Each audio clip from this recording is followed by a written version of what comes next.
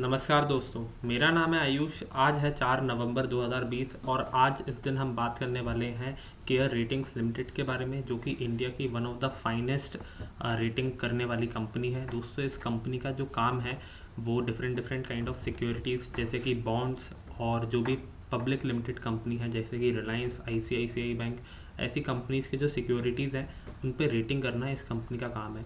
तो आज हम इसी कंपनी के बारे में बात करने वाले हैं, क्योंकि आज जो है ये शेयर 20% ऊपर गया है। इस शेयर में अपर सर्किट लग गया था तकरीबन आपका 11 बजे के बाद 20% का अपर सर्किट लगा, और ये आप देख सकते हैं कि अभी जो ये शेयर का प्राइस है वो 365 रुपीज़ 40 पैसे है।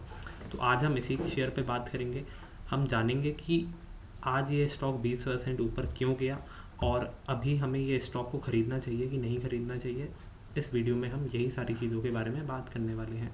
तो दोस्तों, ये जो स्टॉक है केयर रेटिंग लिमिटेड, ये आज 20% ऊपर इसलिए गया क्योंकि आज इसकी FY 2021 की जो अर्निंग है उसके दूसरे क्वार्टर की अर्निंग थी। तो यहाँ पे आप देख सकते हैं कि जो इनकी जो टोटल इनकम है वो इस साल रही 83 करोड़ की, और फाइनेंशियल ईयर 2020 में जो सेकेंड क्वार्टर था उसमें इनकी अर्निंग थी 80 करोड़ की, यानी कि सीधा 3 करोड़ रुपए का इंक्रीमेंट हमें यहाँ देखने को मिल रहा है।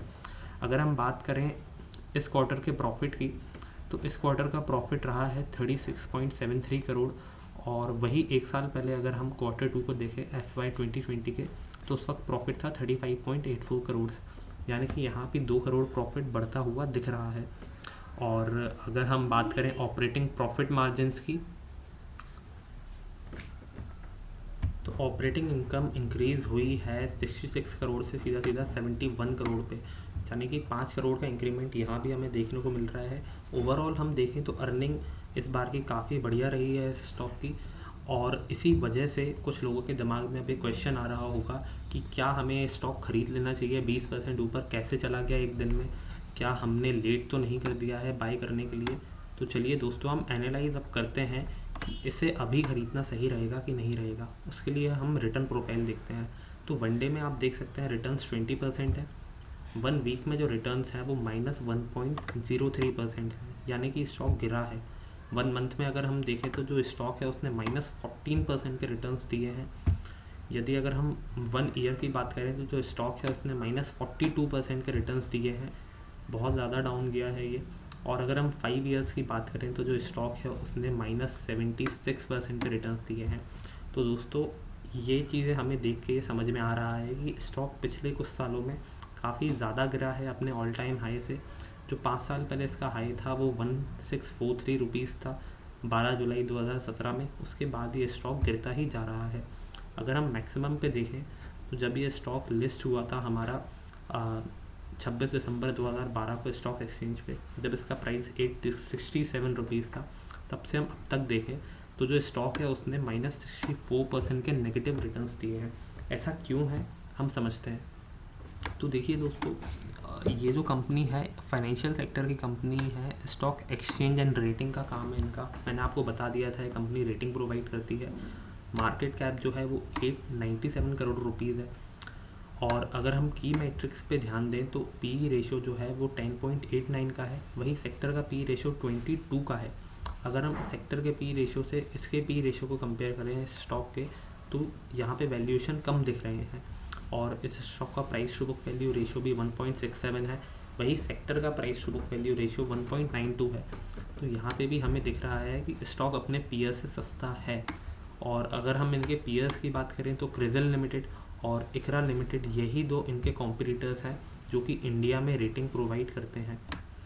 तो ये बात हो गई हमारे की मैट्रिक्स की। अब हम बात करते हैं कि स्टॉक पिछले कुछ सालों से गिर क्यों रहा है। अगर हम फाइनेंशियल स्टेटमेंट्स में, इनकम स्टेटमेंट में नज़र डालें तो जो इनकी रेवेन्यू ग्रोथ है वो 2% से कम हुई है हर साल पिछले 5 सालों में। वही जो इंडस्ट्री का एवरेज है उसमें हर कंपनी के जो रेवेन्यूज़ हैं, इनके कॉम्पिटिटर्स के जो रेवेन्यू है वो साल दर साल 4% से बढ़े हैं।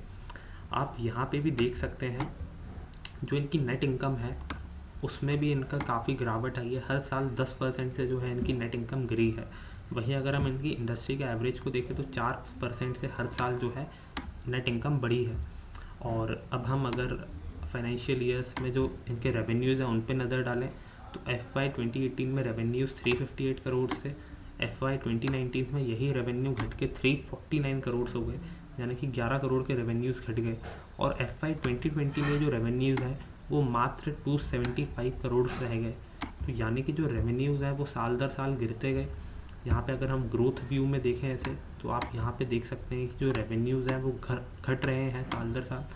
वहीं पे अगर हम प्रॉफिट्स पे ध्यान दें, नेट इनकम पे, यहाँ पे जो हमें प्रॉफिट्स दिख रहे हैं तो ये जो प्रॉफिट्स हैं FY 18-19 में घटे हैं, FY 19-20 में 40% से 19-20 FY में 40% से प्रॉफिट गिरे हैं। तो स्टॉक इसी वजह से गिरा है क्योंकि यहाँ पे हमें ग्रोथ नहीं दिख रही है, यहाँ पे जो रेवेन्यूज़ हैं वो गिर रहे हैं, प्रॉफिट है वो गिर रहा है। इसी वजह से जो इस शेयर का प्राइस है वो पिछले 4-5 सालों से गिरता ही जा रहा था नीचे की तरफ, और आज 20% इसलिए बढ़ गया क्योंकि जो है सडनली जो अर्निंग्स है वो थोड़ी सी अच्छी आ गई कंपैरेटिवली। अब अगर हम होल्डिंग्स पे ध्यान दें तो होल्डिंग्स में प्रमोटर के पास 0% होल्डिंग है, यानी कि कोई प्रमोटर नहीं है।